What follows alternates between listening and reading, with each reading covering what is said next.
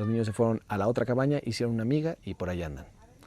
La señora está sorprendida. ¿Qué pasó? Se me quemaron mis ¿Por qué? por secarlos en la fogata. Pero están secos, por lo menos para dormir me van a servir. Bueno, señores, no es lodo.